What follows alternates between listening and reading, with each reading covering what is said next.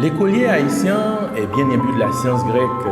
À l'école, nous avons étudié et employé presque toutes les lettres de l'alphabet grec, telles que alpha, bêta, gamma, omicron, delta, epsilon, sigma, phi, lambda, oméga et tout le reste. Vous souvenez-vous de ces caractères en mathématiques, en physique, chimie, géométrie, trigonométrie, géographie, en astronomie, etc. Bref, l'étudiant haïtien est familier des noms comme Pythagore, Euclide, Thalès, Copernic, Galilée, Platon et Archimède. Plus d'un accepte que les Mésopotamiens et les Égyptiens avaient déjà observé les phénomènes naturels. Mais les Grecs sont les premiers à chercher à les expliquer. Par ailleurs, le chrétien du terroir lui-même n'est pas sans savoir que les 27 livres du Nouveau Testament ont été écrits dans la langue grecque et ceux de l'Ancien Testament en langue hébraïque. Je fais donc allusion aux lettres des apôtres, le livre de l'Apocalypse, les 4 évangiles et le livre des Actes des apôtres. Tout cela se résume à Pierre, Jean, Matthieu, Éphésiens, Tite, Jude, Philémon, Colossiens, Galates, Thessaloniciens et j'en passe, constituant ainsi les textes sacrés du Nouveau Testament.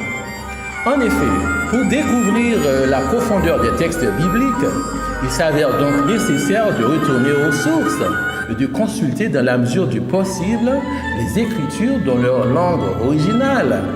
D'où l'un des objectifs majeurs de Secours Mystique SM est d'accompagner ces aimables fidèles ou initiés dans une profonde immersion dans les langues grecques et hébreu.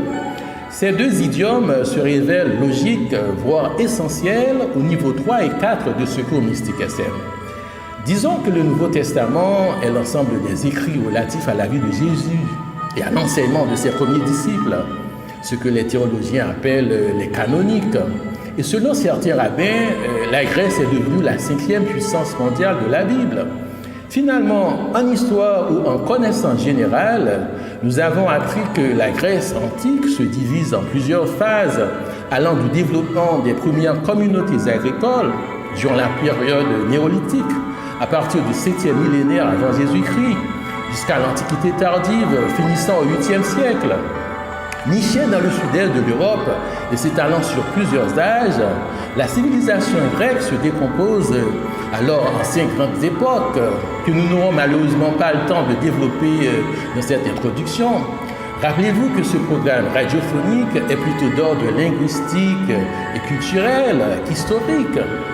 Revêtant bien des aspects, à première vue, l'évolution de la culture hellénique ou grecque a profondément marqué l'humanité. Du 7e millénaire avant Jésus-Christ, passant par les Jeux olympiques de 776 à nos jours.